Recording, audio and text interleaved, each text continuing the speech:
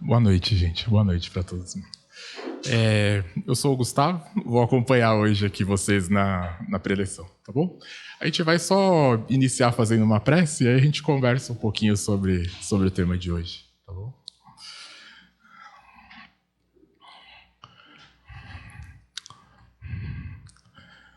Que possamos, nesses breves instantes, silenciar um pouco o nosso coração e ouvir espiritualmente a espiritualidade que está à nossa volta. São diversos companheiros que trabalham para que a nossa noite aqui possa ser produtiva. São os nossos mentores individuais, os nossos anjos da guarda, as equipes de trabalho desse centro que assistem ao nosso passe e aos tratamentos espirituais que aqui são ministrados. E diversos outros companheiros que abençoam com suas vibrações a nossa noite de hoje. Que possamos todos nós aqui nesse plano estarmos bastante receptivos a essas energias, a esse carinho e a esse acompanhamento. Em conjunto com esses amigos da espiritualidade, nós nos lembramos da figura do nosso Mestre Jesus, porque é Ele que nos inspira, é Ele que nos serve de referência para alçarmos espiritualmente ensinamentos espirituais elevados. Que possamos pensar nessa figura como um Mestre divino que nos acolhe e nos abraça diante das situações do nosso dia a dia. Graças a Deus. Boa noite, gente.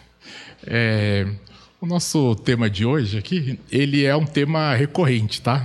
Quem está há mais tempo provavelmente já viu ele aí, talvez travestido ali com outro tipo de expressão, mas a gente volta a falar de reforma íntima e isso acontece, né? Não porque os temas vencem, mas porque a gente entende de fato que esse é o assunto mais importante para esta casa espírita e talvez a principal mensagem ali da doutrina, tá? Então, quando a gente fala assim, dando esse peso, a gente pode fazer o exercício de falar, poxa, então deve ser alguma coisa muito importante que alguém propôs. Então é alguma coisa lá que está escrita no livro do Kardec, alguma coisa que está escrita na Bíblia, ou qualquer livro aí que faz parte da herança religiosa aí que a gente tem no Espiritismo. E o mais curioso, tá, é que, de fato, o Kardec, lá quando ele fala sobre o Espiritismo, ele elege 5 princípios que são as bases fundamentais ali da doutrina espírita. E o curioso é que nenhum desses 5 é reforma íntima.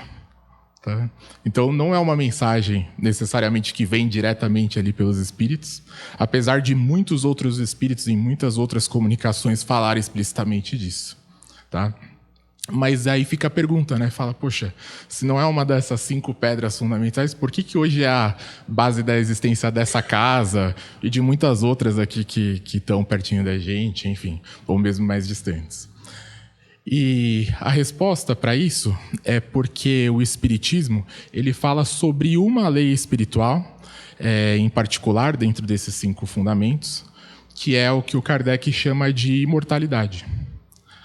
Então, como eu disse, né, não tem uma premissa fundamental sobre nós nos reformarmos, mas tem uma ideia bastante fundamental, que é a ideia de imortalidade. E quando ele apresenta a noção, os espíritos através dele ali apresentam a noção de imortalidade, eles falam sobre a senda evolutiva. Então falam, olha, para todos aqueles que de fato creem na imortalidade da alma, que a alma persiste independente do mundo material, tá? A evolução é um bem comum. A evolução é um paradigma que a gente aceita e que a gente usa para crescer espiritualmente. Então, isso eu acho que é importante, porque, no final das contas, quando a gente fala sobre reforma íntima, a gente tem essa tendência a achar que, de fato, a gente deve ser melhor do que a gente é. E ninguém fala explicitamente isso. A não ser quem não gosta da gente, tá? Ninguém chega pra gente e fala, olha, você precisava ser diferente, do jeito que você é, não tá dando. Tá certo? Se alguém fala assim, a gente sente um tom de satisfação ou de agressividade. Tá? Mas o ponto fundamental do ponto de vista evolutivo é que esse questionamento ele precisa nascer na nossa própria alma. E é isso que tem a ver com o íntimo. Essa não é uma noção externa, tá? Que nasce de alguém apontando ou a partir do momento que a gente entra numa casa espírita, numa igreja ou qualquer templo religioso, que alguém chega para a gente e fala, olha, você precisa ser melhor do que é. Tá? Mesmo se a gente parar para pensar, a ação, por exemplo, de mestres espirituais, ela nunca é assim. Tá?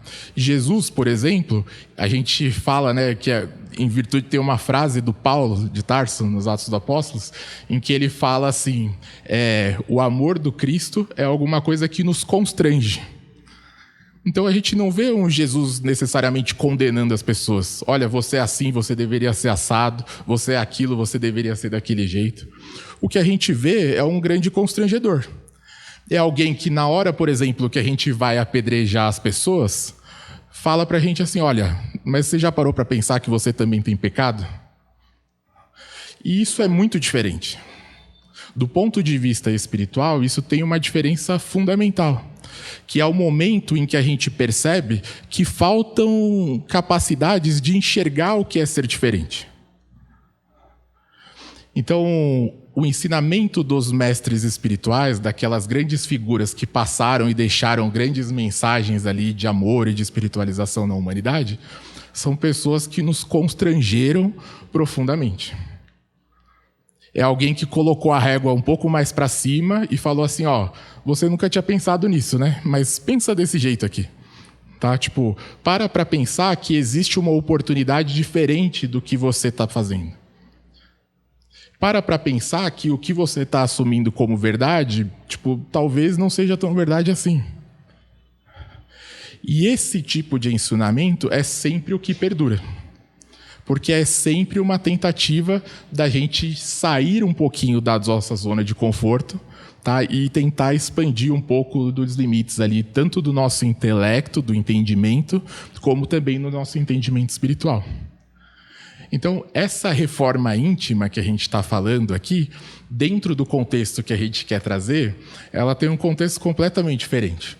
Outro dia eu ouvi um espírita bastante famoso, né, dando uma palestra sobre esse tema, e aí ele falava assim, quando você pensa em reforma, você pensa já no cara que nunca termina a sua obra na sua casa, tá? Aquele que quebra as paredes, né, não volta depois de um dia, é aquele caos na sua casa instaurado, ou você pensa em chamar um arquiteto, um decorador para, tipo, embelezar a sua casa e a sua casa ficar mais bonita e agradável. E não é isso. O que a gente está falando sobre reforma aqui tem muito mais a ver com a origem da palavra do que propriamente a gente fazer essa reforma aí, que é quebrar tudo e começar do zero.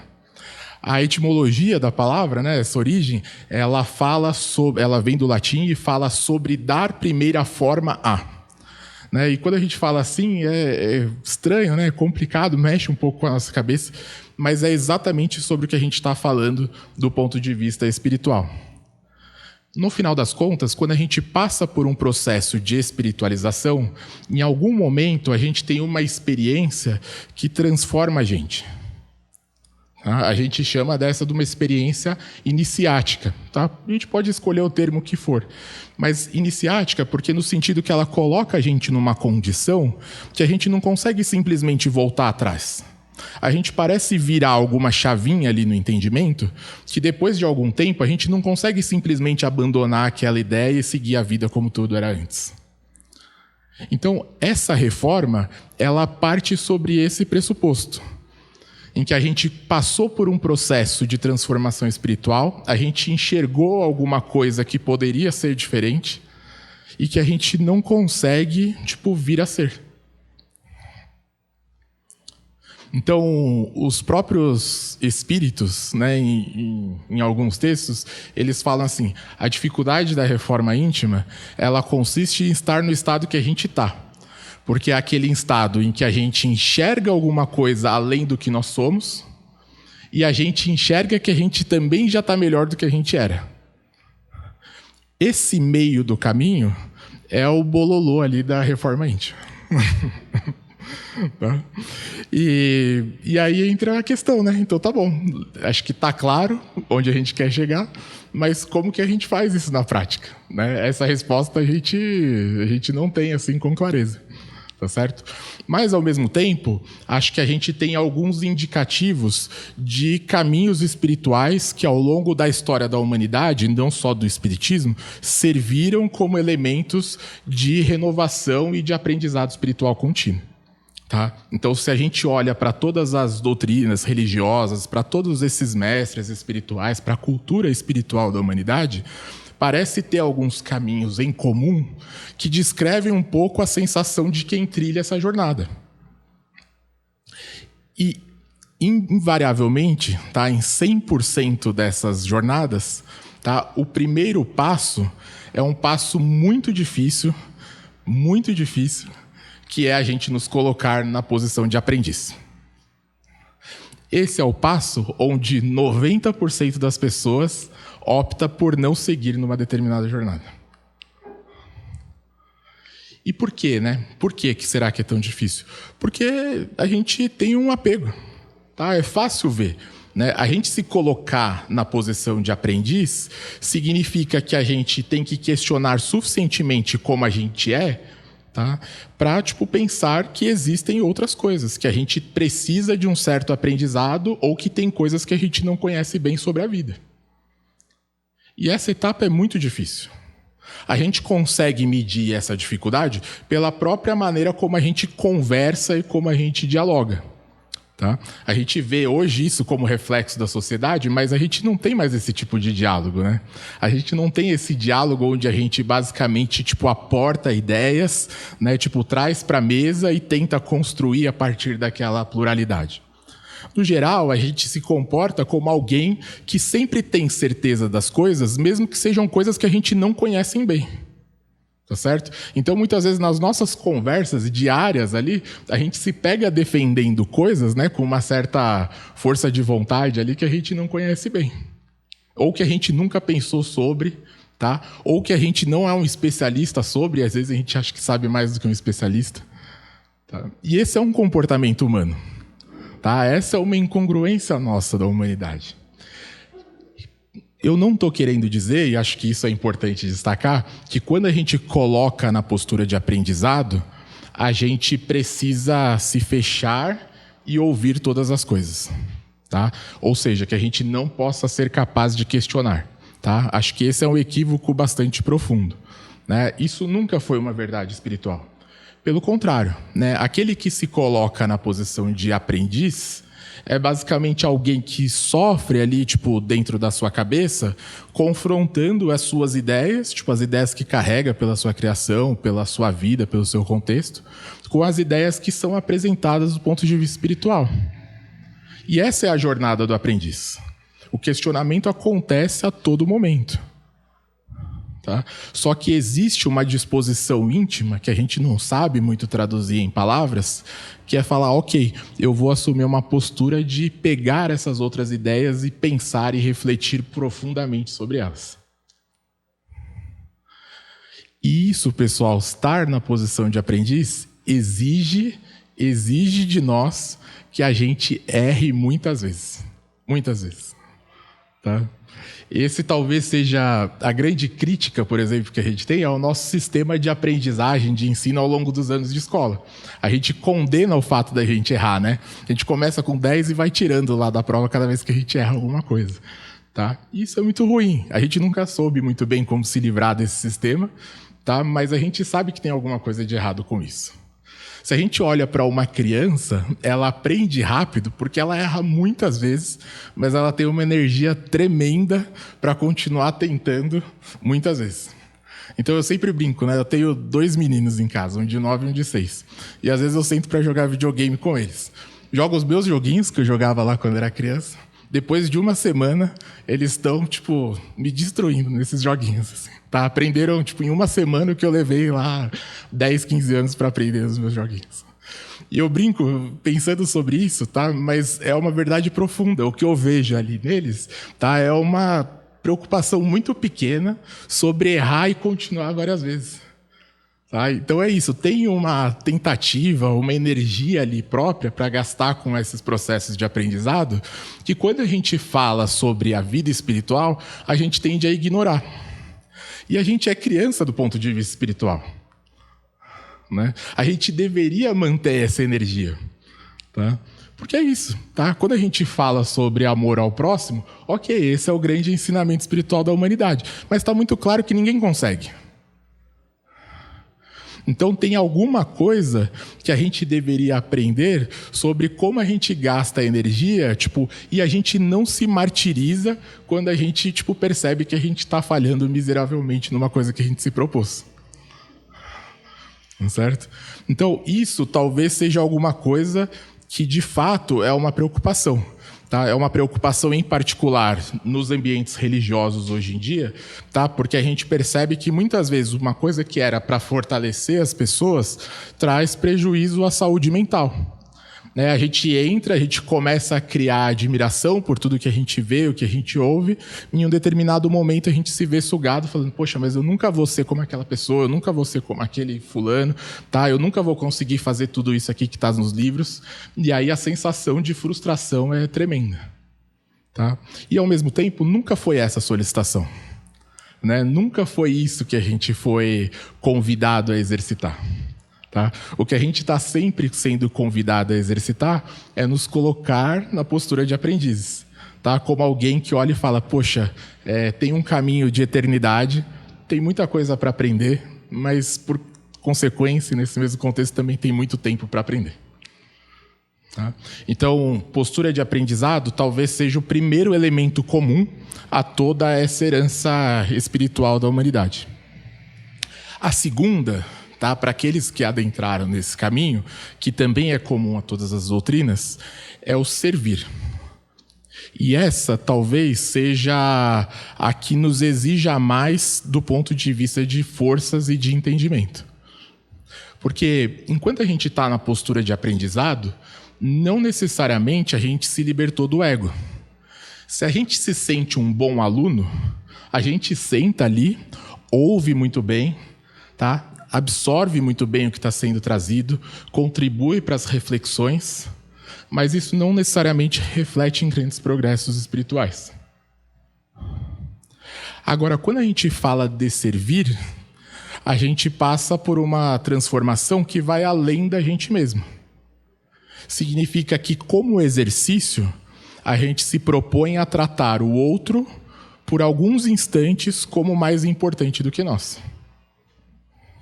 Pelo menos no momento em que a gente está exercitando o servir. O que a gente tem de referência de servir é o trabalho voluntário aí que as diversas instituições religiosas fazem. Tá? Seja as pessoas que trabalham aqui dando passe no centro, sejam os evangélicos que visitam prisões e conversam com as pessoas, tá? Sejam basicamente os trabalhos de caridade que são feitos sem bandeiras religiosas. Tá? Mas isso é servir. É o momento em que a gente fala, poxa, deixa eu quebrar um pouquinho a minha estrutura aqui do meu tempo e eu vou dedicar aqui para falar, olha, esse meu tempo aqui, a minha energia durante aquele tempo vai ser gasta com outra pessoa, com as necessidades de outras pessoas. Esse aprendizado é de longe um dos mais difíceis que a gente tem. Tá? Porque a gente gosta da gente mesmo. A gente pode sofrer, a gente pode brigar com a gente mesmo, mas a gente se sente muito mais confortável, na maioria das vezes, com a gente mesmo do que a gente se sente com as outras pessoas. As outras pessoas, elas têm o poder de nos mostrar vulneráveis. E isso é alguma coisa que causa para a gente um constrangimento tremendo.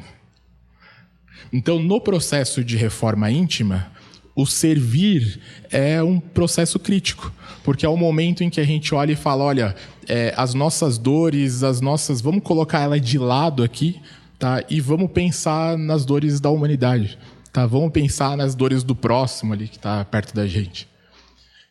E aí o relato de todo mundo que participa de uma atividade dessa é que esse é o processo mais transformador, de fato. Tá certo? A partir do momento em que a gente se desapega das nossas questões e a gente tem que parar e pensar sobre o próximo, tá? Isso causa alguma transformação que não adianta muito a gente ficar teorizando aqui. Tá? O que adianta é a gente se prestar a esse tipo de serviço e depois analisar profundamente essa experiência. Então, esse parece ser o processo da reforma íntima. Tem muitas outras etapas, muitos outros nomes que aparecem ali, dependendo da religião, da instituição que está trazendo aquilo à tona. Mas seja lá qual for, isso é o caminho. E isso tem a ver com essa ideia de dar primeira forma a gente entende, e esse é um ensinamento espiritual que está lá na obra do Kardec, que esse mundo aqui não existe plenitude. Os espíritos falam isso diretamente. Tá? Esse é um mundo de provas e expiações, e isso significa que é um mundo que não existe plenitude.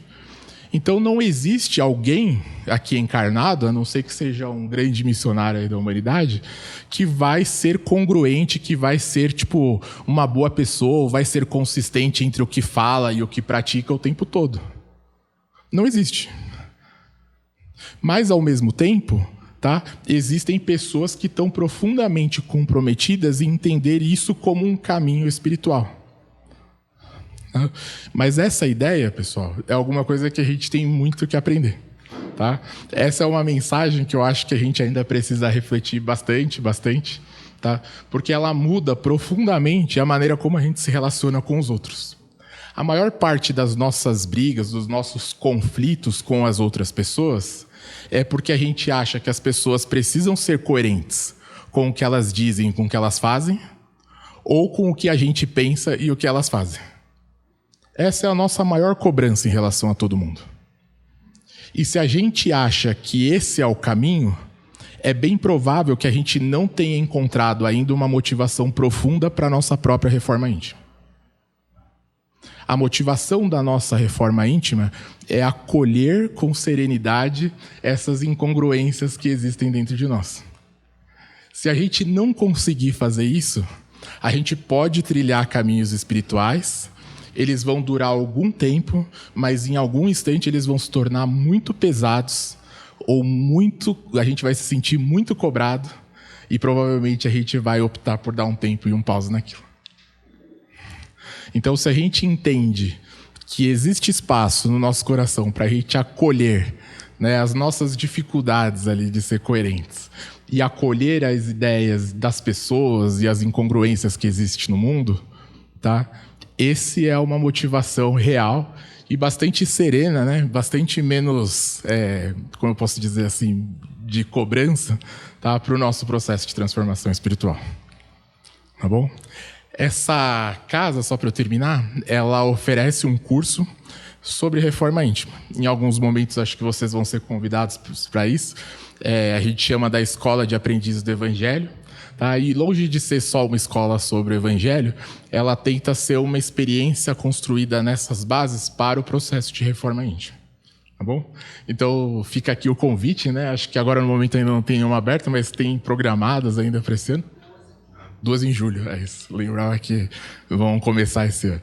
Então, fica desde já o convite para todo mundo que desejar, né? Ou para que encontrar essa oportunidade aí, tipo, trilhe essa jornada. Tá bom? Vamos só fazer as vibrações, gente, aí a gente já fica preparado para o passo.